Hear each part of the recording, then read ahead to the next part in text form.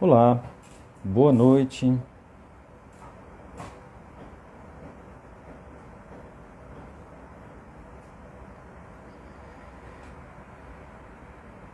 Estamos aqui numa live para falar sobre um conceito muito importante, morte encefálica. Jorge, seja bem-vindo, Jorge Rocha. Gustavo Vidal, bem-vindo. Ela Henrique, sejam bem-vindos todos.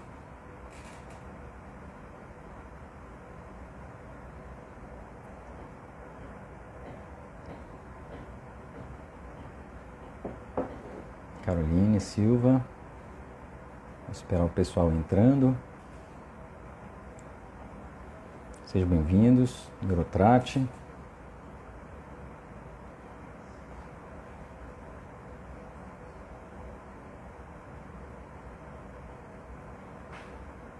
Boa noite, Jajá da Bahia.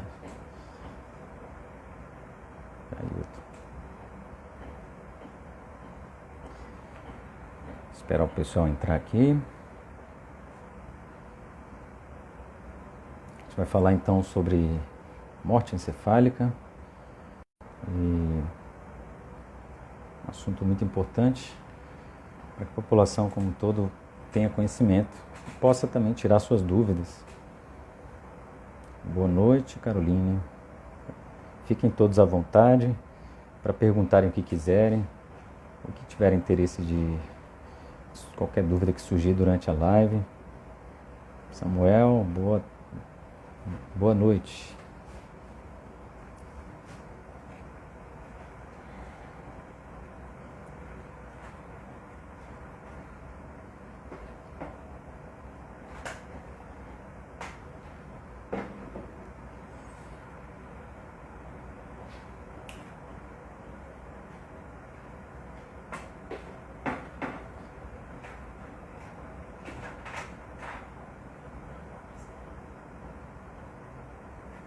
Marcinha, Birunanda, fiquem à vontade.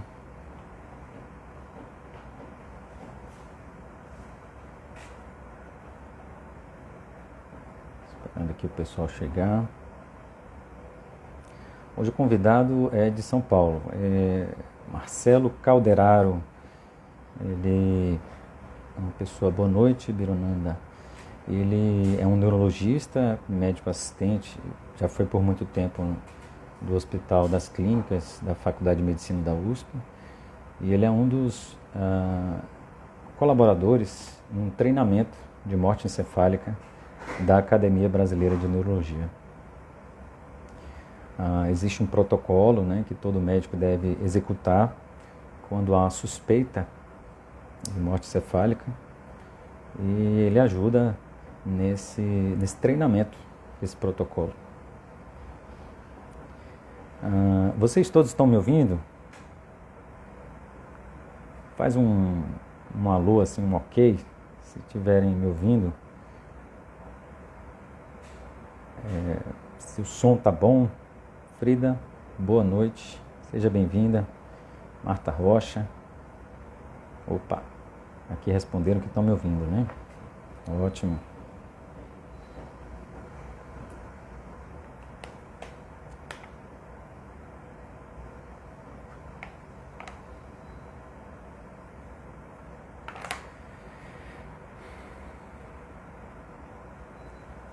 Ótimo. Esperar só mais um pouquinho.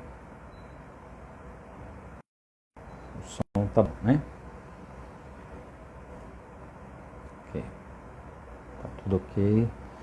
Deixa o pessoal chegar então.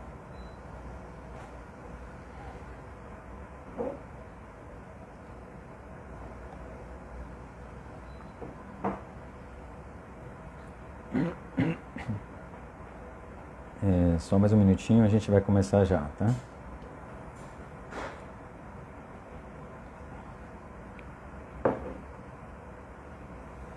Quem quiser já fazendo suas perguntas, que julgarem importantes sobre o tema, a gente vai respeitar aí a colocação de todos. tentar disseminar esse conhecimento, né? A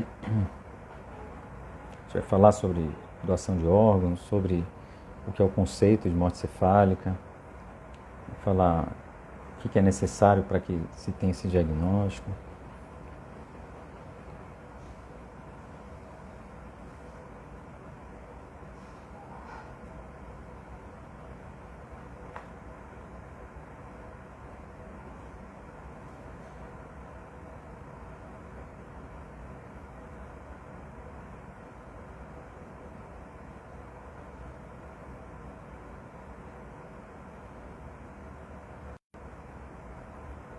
Tá ok.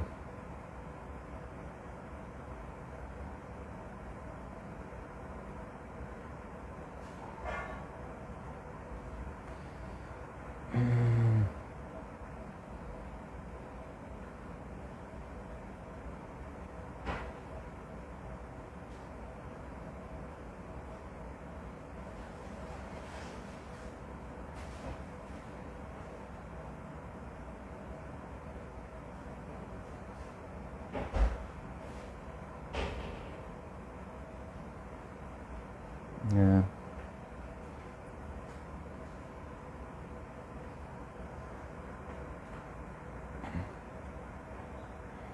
Daqui a pouquinho ele vai entrar aqui, Calderaro. A gente vai falar então de morte cefálica.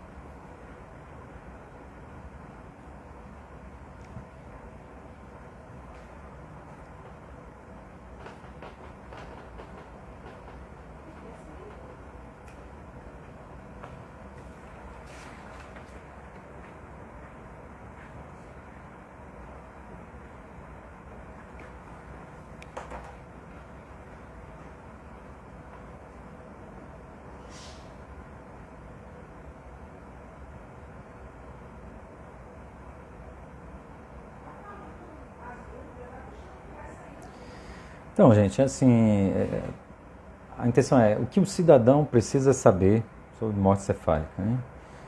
Como pode uma pessoa que morreu ainda estar com o coração batendo, né? Esse é uma coisa... Boa noite, Edna. É uma coisa que a gente ouve muito, né? Como pode? Está batendo o coração, como pode estar morto, né? E como é que surgiu o conceito de morte cefálica, né? Quando surgiu, né? Se a morte cefálica surgiu para servir os serviços de transplante de órgãos, né?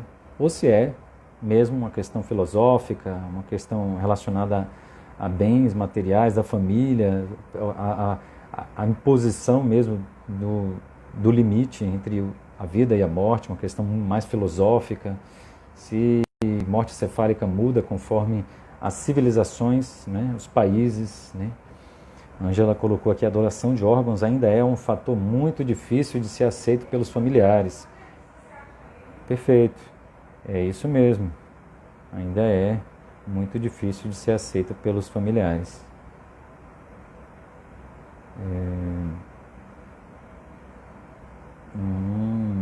Certo. Aqui, vai entrar já já. Opa, aqui tem o Dr. Marcelo Calderaro, ele é neurologista, foi por muito tempo médico assistente da Faculdade de Medicina da USP, serviço de neurologia, e é um dos treinadores do serviço, né, de capacitação em morte encefálica, ministrado pela Academia Brasileira de Neurologia. A gente tem que fazer um bate-papo, né, do Marcelo, e a gente ouve muito as pessoas comentando, poxa vida, como pode? Primeiramente, boa noite, Marcelo. Fique boa noite, Marcos. À vontade. Um enorme prazer aí conversar com seus seguidores aí e esclarecer alguns assuntos aí, tirar um pouquinho da polêmica em cima desse tema, que vale a pena a gente esclarecer pro público de uma maneira geral algumas dúvidas para ninguém dormir preocupado, né? E a gente vê, né, Marcelo, que às vezes a família é pega de surpresa, né? Às vezes está lá um ente querido na UTI, e aí de repente vem aquela informação de que entrou em protocolo de morte cefálica, e eles não têm, não foram, a gente percebe que eles não foram preparados para esse conceito, não entendem adequadamente essa linguagem, né? E a gente tem um trabalho de construção disso num momento que é crítico, emocionalmente para todos, e para familiares, parentes, e acaba ficando mais difícil deglutir aquela informação nova e complexa, né, ao mesmo tempo. E o que a gente ouve muito eles dizendo é a dúvida principal: como pode um coração estar batendo e a pessoa não está viva, né? Como pode isso? Explica esse dilema filosófico, né? E de que Olha forma só, isso pode ser entendido pela humanidade. tudo depende um pouco da nossa compreensão do que é a vida, né? Veja, isso não é uma coisa muito simples, né? A gente entender onde começa onde que termina a vida, como também existe um debate enorme em cima de onde começa a vida, né? Se a gente começar a discutir com filósofo, com médicos, com religiosos, etc., vocês vão ter opiniões diferentes de o que cada cultura, cada pessoa aceita como sendo o limite entre onde que começa a vida. A vida começa na concepção, a vida começa no parto. Então, é necessário a gente estabelecer algumas convenções. E essas convenções, elas servem para amparar as nossas decisões, não só do ponto de vista médico, mas também do ponto de vista legal e da nossa vida civil, etc. Então, está lá na sua certidão de nascimento, Dr. Marcos Albuquerque, nascido no dia tal, tal hora. Bom, mas nasceu essa hora significa que sua vida começou nessa hora? Não, sua vida começou antes, estava ainda gestando, aumentava gestando. A morte é a mesma coisa, né? A morte, ela não é um evento, assim, uma coisa exatamente, olha, aconteceu às 12 horas e 37 minutos do dia tal. Mesmo quando a gente coloca que o coração parou de bater nessa hora, como a hora da morte, na verdade a gente tem um pouquinho de circulação e algumas funções residuais que ainda ficam um tempinho ali, alguns segundos ali durante o momento que o coração para de funcionar. E, obviamente, se ele não volta a funcionar, o organismo como um todo sofre aquilo.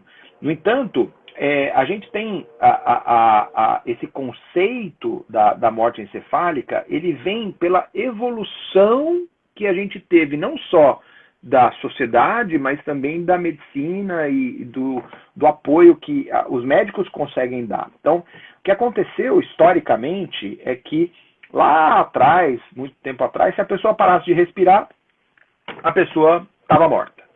E, na verdade, se descobriu que não era bem assim e tinha o coração no meio da história. E, eventualmente, se você conseguisse garantir que a pessoa conseguisse oxigenar o coração continuava batendo. Prova disso é que em anestesia, hoje em dia, você faz uma anestesia, a pessoa para de respirar, a gente mantém a pessoa respirando com aparelhos durante o ato cirúrgico, qualquer anestesia geral é assim, e o coração está batendo. E aí você fala, bom, mas não, o coração então é a coisa mais importante. Então não é a respiração, é o coração. E na realidade isso também é um conceito arbitrário, porque vamos imaginar hoje em dia as cirurgias do coração. Tem as cirurgias do coração, o que acontece é que a gente põe o sangue do indivíduo numa máquina que fica circulando sangue no extracorpóreo, e o coração ele é parado para poder fazer algumas cirurgias cardíacas. Então você vai falar, bom, mas então se o coração está parado, a pessoa morreu durante a cirurgia? Não, na verdade a gente entende que como a circulação ficou mantida e como a circulação garantiu o fluxo de sangue para os tecidos e principalmente para o cérebro, o indivíduo foi mantido vivo, apesar do coração estar parado. Então veja que o limite não é tão assim, o coração parou, morreu. Na verdade depende se eu consigo manter circulação cerebral, se eu consigo reverter aquela parada cardíaca ou não. Claro, no momento que eu tenho uma irreversibilidade da lesão do coração, a gente entende que aquele é um evento final, porque ninguém consegue viver sem o coração batendo, porque a gente não vai ter fluxo sanguíneo para o cérebro. Mas nota que já aí o mais importante é garantir a perfusão, o fluxo sanguíneo para o cérebro e o cérebro funcionante, né? E o que aconteceu com o avanço da medicina, notadamente na década de 60, quando a gente começou a ter as pessoas que eram... Quando foi inventada a ventilação mecânica, pacientes que tinham lesões neurológicas extremamente graves, então imagina um atropelamento, um trauma de crânio, uma hemorragia dentro da cabeça, enfim, alguma catástrofe que lesou o cérebro como um todo, mas poupou todo o corpo. O pulmão tá bom, o coração tá bom, o rim tá bom, o sangue tá bom, só o cérebro que ficou lesado nessa história. Essa pessoa tá viva, certo? O coração está batendo, porque está tudo funcionando. Só que aí se você não faz nada, essa pessoa está em coma e ela não consegue respirar e uma hora o coração para de bater porque você não está respirando. Só que aí inventaram uma maneira de fazer essas pessoas continuarem respirando com o ventilador mecânico. Então, aquele mesmo suporte de respiração que se faz na anestesia, a gente pode usar nos pacientes que não conseguem respirar por conta própria, porque tem uma lesão muito grave na cabeça, né? E aí a gente tem um cenário em que, olha que coisa, o cérebro está completamente lesado e a gente tem o corpo funcionando como um todo, só que a gente está mantendo a respiração, o coração, etc., para que o coração continue bombeando sangue para um cérebro que já não tem mais função. Então, a partir daí, começou-se esse debate de se a gente, da migração do conceito da morte por causa pulmonar cardíaca, né, morte por causa cardíaca, no caso, para o conceito de morte encefálica, que é um conceito que foi mais solidificado a partir do final da década de 60. A gente tem 50 anos aí de história, muito pouco tempo, na verdade, né, de história dentro desse novo conceito. Então, tem algumas premissas importantes aí. Em primeiro lugar, eu tenho que ter uma lesão na cabeça que foi uma catástrofe, seja um sangramento, um trauma de crânio, um tiro, não importa, assim, um grande tumor aumentando a pressão na cabeça, não importa qual é o motivo, eu tenho algo dentro da cabeça que me causa um coma profundo. E, sobretudo, eu não consigo reverter aquela lesão. Porque é óbvio que se eu tiver uma lesão que eu vou lá e opero, e a pessoa acorda porque eu tirei o problema da cabeça, eu não garanti que a lesão é irreversível. Então, é muito importante a gente entender que a gente só vai discutir o conceito de morte encefálica, né? Que é um termo melhor do que morte cerebral, morte encefálica é um termo mais preciso. A gente só vai discutir isso quando a gente tiver um problema muito grave e irreversível conhecido dentro da cabeça. O que vale a dizer é que se a gente não souber exatamente o motivo pelo qual a pessoa está em coma, a gente não pode fazer o diagnóstico de morte encefálica. Então, esse é um conceito, uma premissa extremamente importante. Lesão dentro da cabeça, causando coma irreversível. O outro aspecto importante nesse sentido é que a gente não pode ter nada confundindo a nossa avaliação de coma, né? E aí tem um monte de coisas. Os médicos têm lá uma listinha e todas as vezes a gente passa por essa listinha para ter certeza de que eu estou tirando todas as outras possibilidades de coisas que eu poderia ajudar a tratar o paciente para que ele não estivesse em morte encefálica.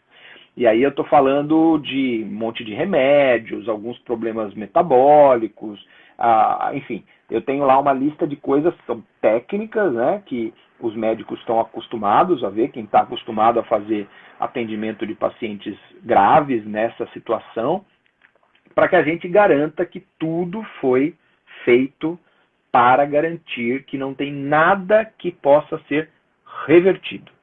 Então, esse conceito de irreversibilidade da lesão é o que norteou a gente lá no final da década de 60, as pessoas a proporem o critério de morte encefálica, mesmo com o coração batendo, mesmo com o sangue funcionando, com o pulmão funcionando, mesmo com o sangue oxigenado, mesmo com o rim funcionando e tudo mais. É fundamental isso, porque existe eu acredito que essa pergunta vai surgir, se me permite eu vou adiantar. Estou vendo que tem gente já falando a questão de doação de órgãos aí no bate-papo. Pode falar. Calderaro, eu acho, não me permite só interromper um pouquinho. Ângela fez uma pergunta, eu acho que é bem pertinente sobre o que você estava comentando, né? A partir da morte encefálica, quanto tempo os outros órgãos ainda podem funcionar? Aí vai, né? Então vamos delineando sobre esse aspecto. Tá. Eu vou pegar, Ângela, obrigado da tua pergunta. Eu acho muito importante esse seu questionamento, e eu vou juntar com uma coisa que eu estava falando agora. Em primeiro lugar, a gente não deve confundir achando que a morte encefálica ela foi inventada para que a gente promova a doação de órgãos. Por favor, não. Isso é um conceito extremamente equivocado e, infelizmente, de vez em quando isso a gente vê escrito por aí. Isso é um erro conceitual, né? Veja, a maior parte das pessoas que têm morte encefálica não vão fazer doação de órgãos. E elas ainda assim estão em morte encefálica. Então, uma coisa é uma coisa, a outra coisa é outra coisa. Então, vamos lá. Doação de órgãos é um direito que as pessoas têm de fazer com que, após a morte delas, elas, de uma maneira genuína, altruísta, para ajudar os outros, conceda os órgãos delas que estão funcionando. Às vezes tem órgãos que não estão funcionando, não vão poder ser usados. Veja, a partir da premissa que eu estou morto e não vou mais precisar do meu rim, do meu fígado, do meu coração, eu vou dar esse rim, esse fígado do coração para pessoas que, se não fizerem isso, estariam também com risco de morrer. Tá? Então, é um conceito que é uma decisão pessoal, intransferível do indivíduo e ou da família, obviamente. Mas a vontade da pessoa ela é fundamental aí. Quando a pessoa está em morte encefálica e o coração, pulmão, rim, está tudo funcionando bem, hoje os médicos da terapia intensiva eles têm recursos de manter esse organismo funcionando, com o rim funcionando, através de medidas de tratamento, né? Quer dizer, você dá alguns remédios para que a pressão fique boa, para que o coração bata direitinho, para que a gente não tenha nenhum transtorno metabólico. Então a gente vai tratando o paciente, mesmo ele em morte encefálica, para que a gente possa, posteriormente, caso ele seja doador, a gente fazer a doação de órgãos. Aí, se ele não for doador, se não for doador, ele está morto. A gente entrega o corpo para a família, para velório, o enterro, cremação, o que quer que ele e a família tenham decidido. Os órgãos, se a gente não fizer nada de suporte, então assim, se o médico não fizer nada, o coração, o pulmão, o rim, em algum momento, entre horas e poucos dias do paciente com morte encefálica, esse organismo como um todo, ele vai se deteriorar e a pessoa vai ter uma morte também cardíaca, a despeito de já ter tido a morte encefálica. Você fala, mas a pessoa morreu 2 vezes? Não. A pessoa teve a morte encefálica, o momento da morte é o momento que fez a morte encefálica, e depois aconteceu do coração parar de bater. Mas o coração parou de bater, mas ele já estava morto. Então, é importante a gente entender que, conceitualmente, morte encefálica é morte. Assim como morte cardíaca também é morte. Os 2 conceitos existem. Aí, se aconteceu os 2, vale o que aconteceu primeiro. Né? Então, ambas as situações elas têm que ter irreversibilidade e elas são aceitas pela lei brasileira, pela sociedade brasileira, como uma coisa válida. Tá? Mas é importante isso, assim, se eu não fizer nada de suporte com terapia intensiva, o organismo não sobrevive como um todo, os órgãos não sobrevivem a um organismo com cérebro com morte encefálica. Né? Caldeira, é muito comum as pessoas confundirem a coma com morte encefálica, né?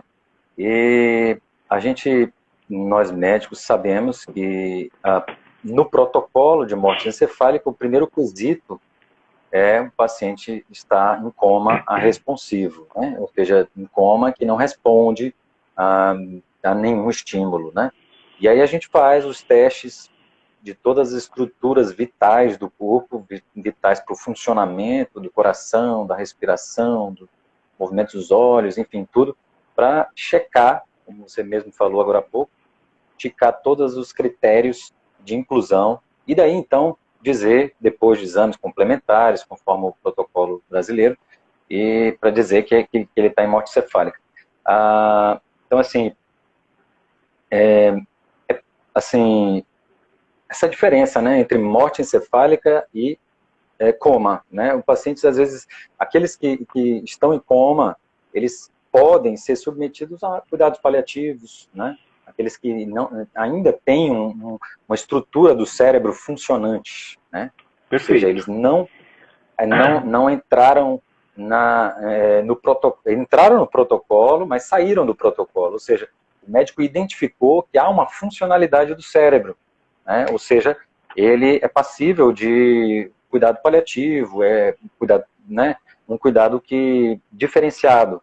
Mas a partir do momento que o médico detecta que não há nenhuma funcionalidade no tronco cerebral, nas estruturas vitais, ou seja, houve uma morte encefálica, não cabe ao médico nem a ninguém delegar qualquer outra atitude médica que não seja a decretação da morte encefálica. É isso? Sim, é exatamente isso. Assim, legalmente. Coma é simplesmente uma definição que envolve um indivíduo que está com profundo rebaixamento, uma perda do nível de consciência. Então, por nível de consciência, agora estamos todos aqui acordados.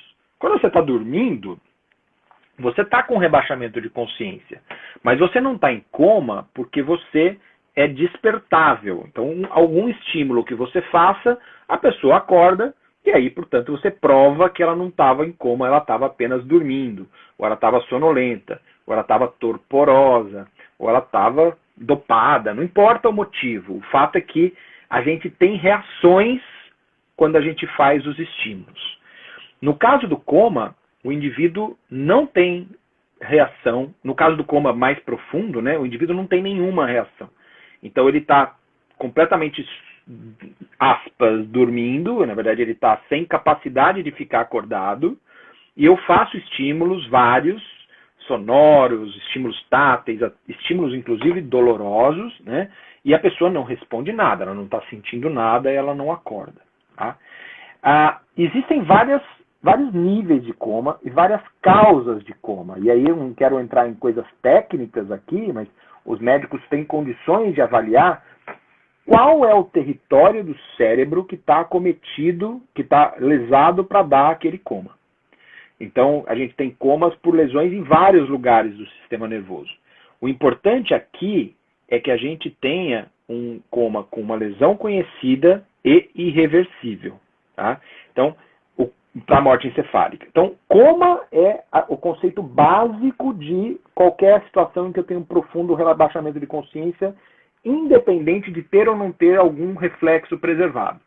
No momento em que eu tenho todos os reflexos perdidos, somado a uma incapacidade de respirar, somado a tirei da frente todos os fatores de confusão relacionados a causas disso que possam ser revertidas, eu tenho o conceito de morte encefálica possível, né? E eu vou fazer outros testes para isso. Então, o coma, ele é necessário para o diagnóstico da morte encefálica. portanto, todos os pacientes que estão em morte encefálica estão em coma. Mas tem um monte de pacientes em coma que não estão em morte encefálica. Então não basta estar em coma. Dependendo do grau do coma, dependendo da lesão do cérebro que causou o coma, eu não posso dizer que o paciente está em morte encefálica só porque ele está em coma. Tá? Aproveitando aquela pergunta de doação de órgãos, uma Evelyn perguntou aqui se um paciente com doença neurodegenerativa pode ter os seus órgãos doados quando em morte encefálica, né? Então, assim, uma vez detectado morte encefálica num paciente que previamente tinha uma doença neurodegenerativa, se aquele órgão da doença neurodegenerativa está intacto, ele pode sim, ser submetido à doação. Sim, os critérios, eu não sou a melhor pessoa para responder sobre os critérios de cada órgão, as idades, as doenças que podem e que não podem, mas em linhas gerais, se o paciente tem uma doença que não compromete a função daquele órgão, ele pode sim ser um doador. E entra aí, veja, acho que são duas etapas, né? O paciente em si, ele não tem que ficar pensando nisso. Vamos dizer que eu quero ser doador.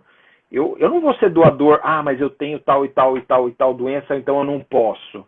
Isso não é uma decisão minha, é uma decisão técnica de quem for fazer essa avaliação. Tá? Eu dou um exemplo na minha família. A minha avó, com 76 anos, muitos anos atrás, ela declaradamente ela era doadora de órgãos. E ela, obviamente, no final da vida dela, ela teve um monte de problemas que não puderam fazer com que ela que os órgãos pudessem ser aproveitados, porque eram órgãos que, infelizmente, não estavam tão bons quanto ela mesma gostaria. Né? Só que ela doou córnea.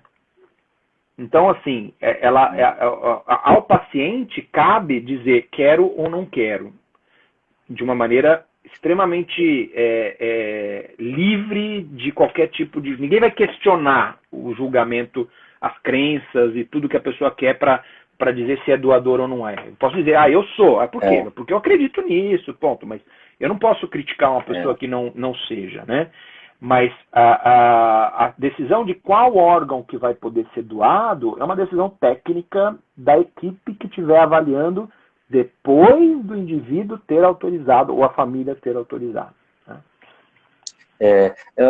Houve um paciente que chegou a dizer, mas eu preciso de um testamento para isso, né? Houve uma época no Brasil em que isso era necessário, né? Mas basta a família, né, se prontificar em relação a isso, né, Calderaro? Você sabe como é que está isso? Sim, sei. Existem algumas maneiras. A primeira maneira é, sem dúvida, a vontade individual de cada um. Então, se você pode manifestar sua vontade de duas maneiras. Ou você chega e faz isso por escrito, que é o tal do testamento vital, que o Dr. Marcos está colocando.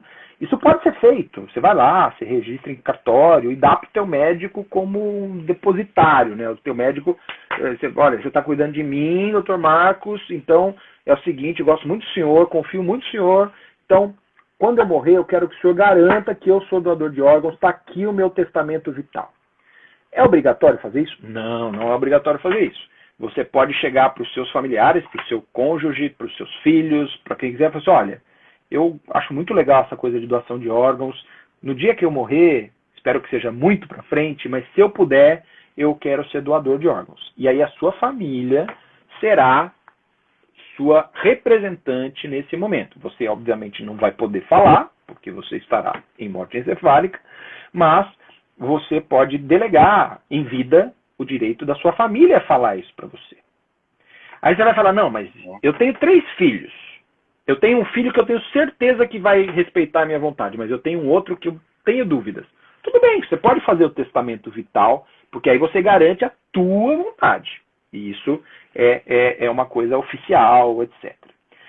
Não, eu não deixei nada manifestado. Minha família não sabe se eu sou doador ou não sou doador. A sua família tem autonomia de tomar uma decisão com base na melhor impressão do que eles te conhecem. Então, A família pode ter uma autonomia olha, se eu acho que ela gostaria de ter os órgãos doados, e a família autoriza por você. Então, a sua família, o seu representante familiar, né, isso tem lá, óbvio, uma hierarquia disso, ele decide por você se não houver nenhum tipo de manifestação sua em vida, né? Hoje, para as mortes que são previstas, lógico que, veja, a gente pode fazer isso, eu não quero morrer, mas quero já deixar o meu testamento vital pronto, beleza. Mas se você está, por exemplo, com uma doença muito grave e que você sabe que você tem uma expectativa de vida que não é tão boa, alguém mencionou as doenças neurodegenerativas, né? Por exemplo, você tem lá uma esclerose lateral amiotrófica, para dar um exemplo. Mas seu coração está bom, seu pulmão está bom, seu rim está bom, está tudo bom, né? E você vai, daqui a, sei lá, 2 anos, 3 anos, não sei, X anos, você sabe que você vai morrer. E você pode conversar de uma maneira muito tranquila com o seu médico, com os psicólogos que estão assessorando a sua fase da sua vida.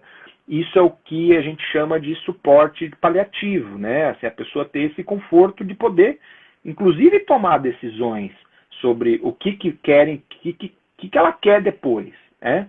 E tudo bem se ela não quiser ser doadora de órgãos também, isso é totalmente respeitável, né? E o importante aqui é a gente entender que existe o princípio da autonomia. Quer dizer, o médico, e ninguém vai poder dizer para eu quero que ele doe órgão, porque não pode. A gente tem que respeitar sempre o paciente, né? Isso. É bem importante frisar que a morte cefálica não veio, né, para doação de órgãos, né? Não. Ela veio simplesmente por várias questões filosóficas, questões éticas, questões civis, né? Antes de tudo, né? Há quem fale, poxa, surgiu para reduzir custos de saúde, né?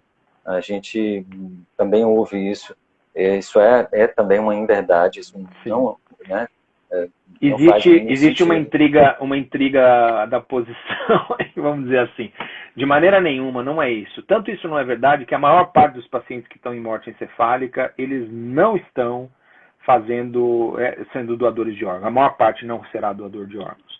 A gente quer tirar o paciente da UTI, quer reduzir custos. Não, na verdade a gente só não quer gastar dinheiro de uma maneira fútil.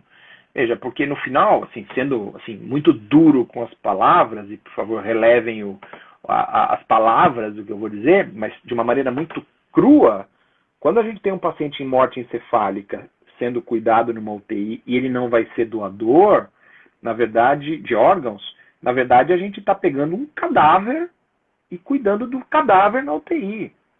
Veja, alguém deixaria um cadáver na UTI? Não.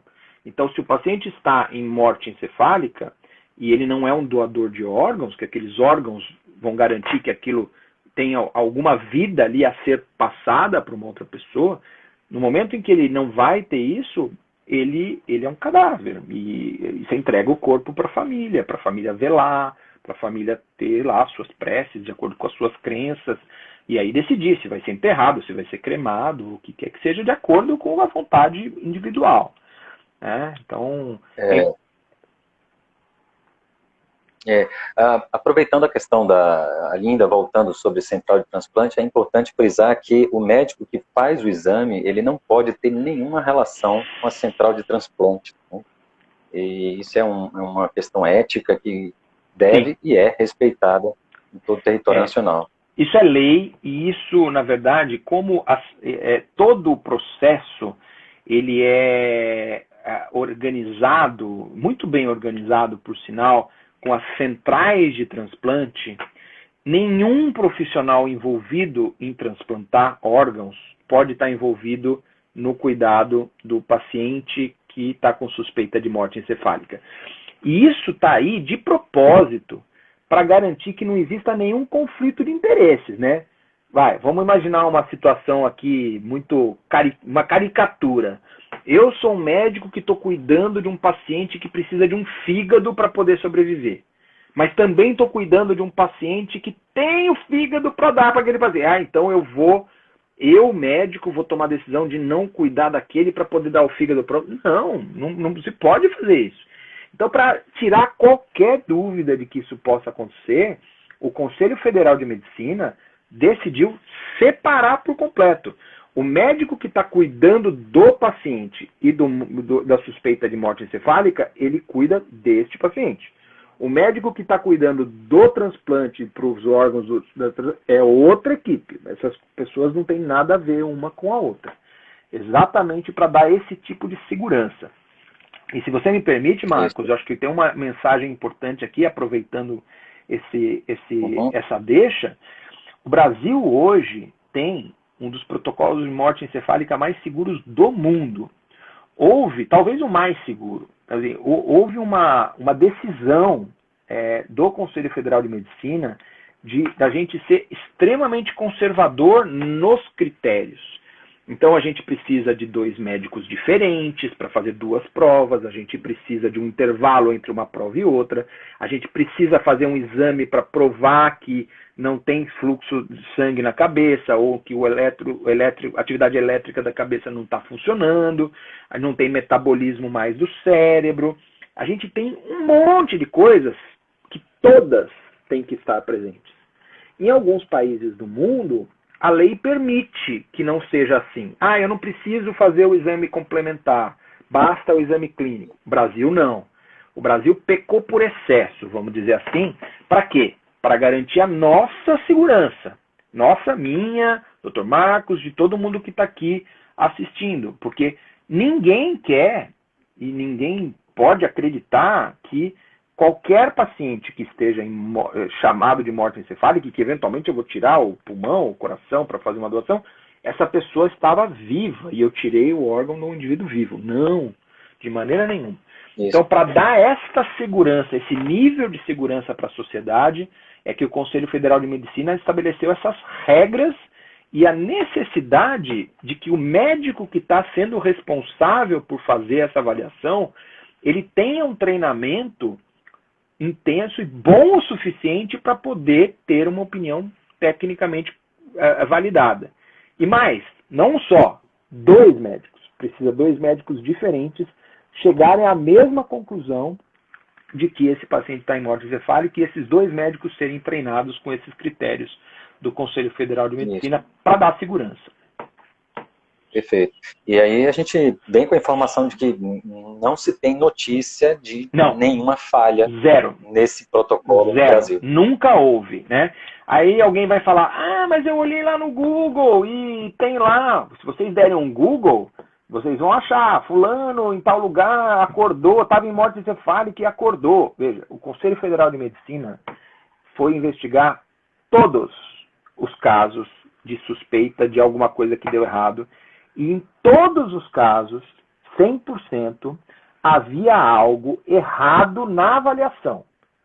Então o indivíduo não tinha preenchido critérios e alguém falou que estava em morte encefálica, mas não estava, na verdade. Então é fundamental que a sociedade, todos nós, a gente brigue para que quem estiver fazendo a avaliação da morte encefálica tenha esse tipo de capacitação. Veja, alguém daria o coração para... Veja, o Dr. Marcos é um excelente neurologista. Eu daria meu coração para ele operar? Jamais. Você não sabe operar coração, Marcos, sabe? Não. Imagino que não. Eu também não sei. Então, assim, por quê? Porque ele não teve essa capacitação. Não, agora ele quer fazer essa capacitação. Legal. Faz 5 anos de especialização. Daqui a 5 anos a gente conversa. Então, é necessária a capacitação para qualquer coisa. Eu vou para operar o coração, para operar o pulmão, para ser neurologista. E aqui na morte encefálica é uma capacitação específica. Então, eu posso ser neurologista, eu posso ser emergencista, eu posso ser médico de UTI, mas eu preciso ter a capacitação para fazer esse tipo de avaliação. Tá? Pronto. Frida fez uma pergunta muito importante. Ela perguntou se um paciente com doença de Creutzfeldt Jakob, né, que é uma doença contagiosa, né, priônica, pode ser doador de órgãos. Não. Em curtas linhas, não. A gente não pode... Qualquer condição que a gente entenda que o paciente tem algum problema que vai ser lesivo a quem está recebendo o órgão, eu estou matando o paciente, na verdade, não tem nenhum sentido. Existem, aí sim, na literatura, se vocês forem olhar, existem situações de pessoas que pegaram doenças por causa de transplante de órgãos. Isso existe. Mas é exatamente por isso que hoje, e o Brasil tem um dos programas de transplante mais robustos e mais bem organizados do mundo, é exatamente por isso que existe uma lista enorme de exames que tem que ser feitos para garantir a segurança de quem está recebendo aquele órgão. Tá? Então, nota que nós estamos falando de dois lados, né? Eu tenho que falar da segurança do paciente que está doando o órgão para garantir que ele esteja morto em morte encefálica de fato.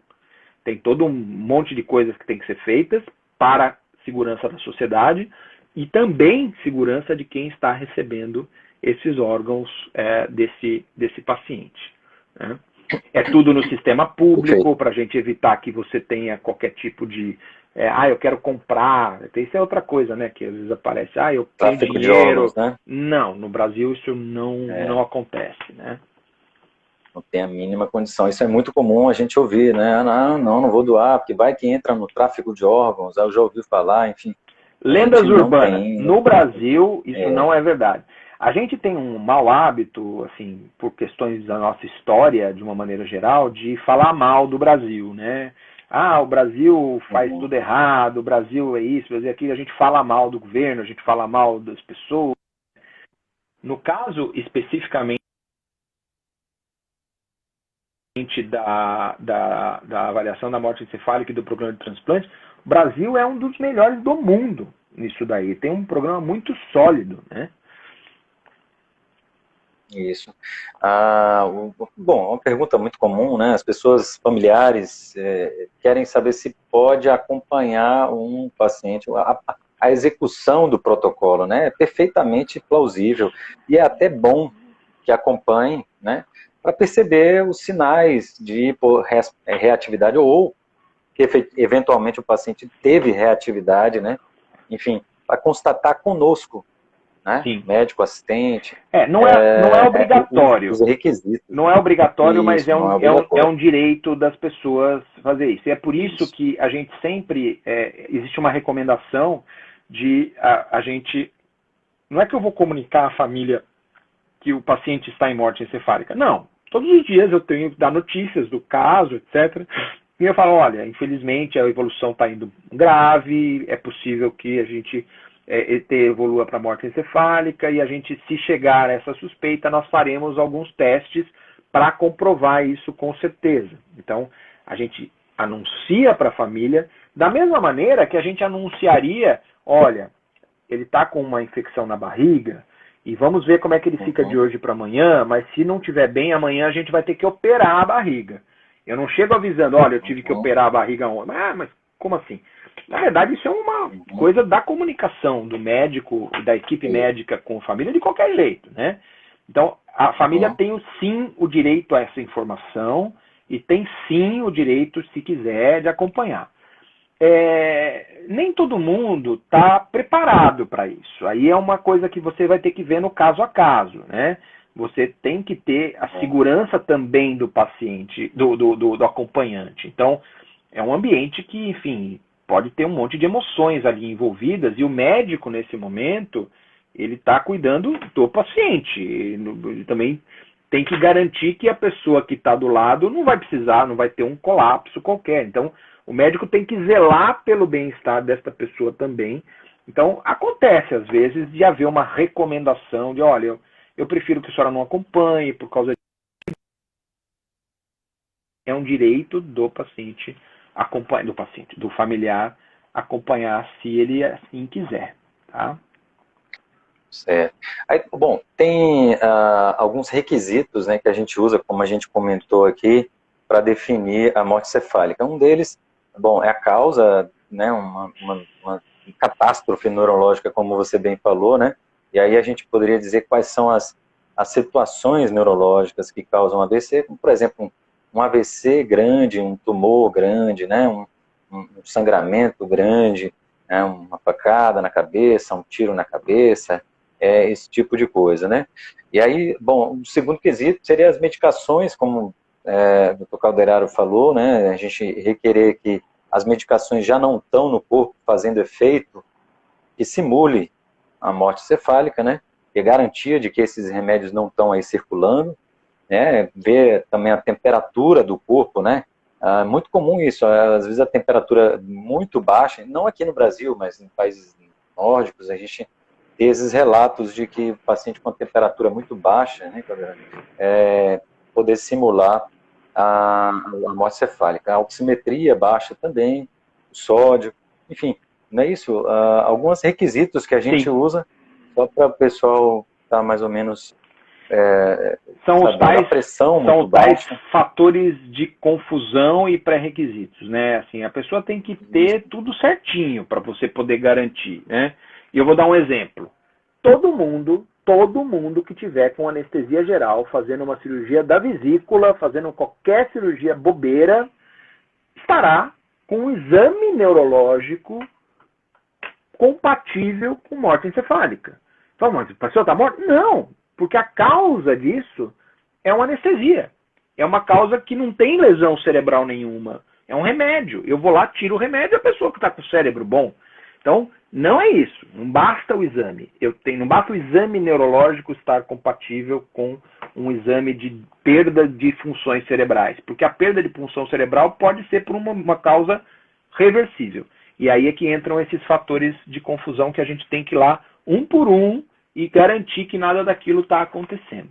Entre eles, anestesia, mas tem vários outros, né? Isso. Muito bem. Assim, às vezes, ocasionalmente, a gente vê movimentações reflexas, né? Isso, de certa forma, causa um desespero da família, uma incompreensão relacionada a isso, né? E como pode, então, ter certeza de que aquele movimento é reflexo, não é um movimento da função do cérebro, mas que é um movimento, por exemplo, da medula espinhal, né? Enfim, e o cérebro, a função que coordena o batimento cardíaco, a respiração, não está funcionando, mas que outras funções nervosas podem estar gerando movimentos. E Sim. que o familiar pode ficar tranquilo e aquela definição está correta, né, de morte cefálica. Isso pode acontecer, né? Assim, só é importante esclarecer aí para os seus seguidores, né? Essa situação da gente ter movimento, nem tudo que faz movimento é gerado no cérebro. Todo mundo já teve a experiência de assistir desenho do Pica-Pau, e que o Pica-Pau vai lá e bate o martelinho no joelho do carinha do desenho, e o joelho, a perna se mexe. Nós, neurologistas, temos o martelinho no consultório. A gente bate o martelinho e o joelho mexe. Alguns ortopedistas também. É o cérebro que está gerando esse movimento? Não. Esse movimento é um movimento reflexo. Então, existem vários movimentos que podem acontecer mesmo com indivíduos sem nenhum tipo de função cerebral. Esses movimentos reflexos, quando a gente faz esse treinamento para poder aprender, por assim dizer, a fazer a avaliação de morte encefálica, a gente aprende a reconhecer esses movimentos, quando eles não são gerados pelo cérebro e são simplesmente reflexos. Então é importante sim esclarecer para a família, porque você tem situações dramáticas. Às vezes, por exemplo, você põe a mão na mão da pessoa e a pessoa faz isso. Reflexo. Mas como é que eu tenho certeza que isso é reflexo? Você tem critérios para você conseguir fazer isso e tecnicamente. Ah, mas eu fiquei na dúvida. Não temos dúvida. Se é dúvida, eu não vou dizer que isso é reflexo. Eu sempre peco por excesso. Eu não. Temos que pecar por excesso. A gente só vai dizer que aquilo é reflexo quando tiver certeza absoluta que aquilo é reflexo, né? Perfeito. Muito bem. E uma vez diagnosticado morte cefálica, a família às vezes fica apreensiva, poxa, mas o coração está batendo e você vai desligar os aparelhos, você não está desistindo dele, né? É um termo que a gente deve dizer, não, veja, ele já foi, ele não está mais aqui, a gente não desistiu dele enquanto ele esteve aqui, uma vez que agora se se trata de um cadáver, como você mesmo disse, a gente não há o que a medicina oferecer a esse paciente. Do ponto de vista legal, tem sim que fazer isso. Nós temos que prestar essa atitude, conforme o nosso código de ética médica, né? E você, como cidadão, também há de compreender essa situação, porque não se trata de um indivíduo, trata de um cidadão, né? Ainda uma paciente, trata de um cadáver. Sim, existe um pouco de tabu em cima disso, mas é importante a gente deixar isso muito claro, que morte encefálica é morte, é a mesma coisa que parar o coração. Então, vou dar um exemplo. Se parar o coração agora, o rim continua funcionando um tempo. Ué, mas por que eu posso falar que morreu se o rim está funcionando? Então, entenda que não é porque eu tenho alguns órgãos funcionando, seja ele o coração, seja ele qualquer outro, que eu vou dizer que o organismo ainda está vivo. Eu não preciso esperar o organismo apodrecer para eu dizer que a pessoa está morta. Não. A gente sabe que uma vez o cérebro tendo parado completamente, o encéfalo tendo parado completamente, a gente entende isso como morte, ponto. E sim, você está correto. Se o paciente não for ser mantido para a doação, aí sim para a doação, porque é pós-morte encefálica, esse paciente você desliga e entrega o corpo para a família. Tá? Isso, perfeito. Compartilhando aí o que a Ângela falou, realmente é um momento difícil para a família, né? E está fazendo essa comunicação adequada, explicando direitinho, né? Especialmente preparando para esse momento, como a gente está fazendo aqui, né? Fazer um entendimento do que é coma, do que é morte encefálica, né? E que existe uma conceituação muito clara, bem definida e segura aqui no Brasil para que a gente faça essa ou aquela conduta, né? É fundamental para o entendimento da população, não é isso? É exatamente isso, exatamente isso. Eu espero muito que os seus seguidores aí, eles saiam tranquilos aqui da nossa conversa, porque de verdade, assim, o nosso protocolo é extremamente seguro e, como você mesmo disse, nunca aconteceu ao longo dessa história toda desde o início da conceituação de morte encefálica, da gente ter um paciente que não estava em morte encefálica quando fez as provas todas direitinho. O momento nunca é fácil. Veja, ter uma pessoa da família, ou uma pessoa querida que está morta, nunca vai ser fácil, independentemente de ser morte encefálica. A gente, ainda mais a nossa cultura, de fato é muito, muito difícil isso. E cabe também à equipe médica ter essa sensibilidade de acolher a família, de saber dar a notícia. Então, os médicos, eles fazem cursos para aprender a dar notícia. Todo mundo sabe dar notícia bem? Claro que não, né? Assim, a gente sabe que existem variações, mas existem maneiras melhores da gente compreender de uma maneira empática, solidária, a dor da família para fazer aquilo ser da maneira menos dolorosa possível, né? Bom, doutor Calderaro, muito obrigado mais uma vez pela participação. Eu acho que a gente está próximo aqui de findar. Imagino que parabéns pela sua iniciativa aí. Obrigado do convite. Espero que todo mundo esteja satisfeito aí com os esclarecimentos, né? Muito obrigado. Até a próxima. Boa noite a todos. Obrigado pela colaboração, participação dos que nos assistiram. Um abraço. Gente, obrigado. Abraço. Até logo.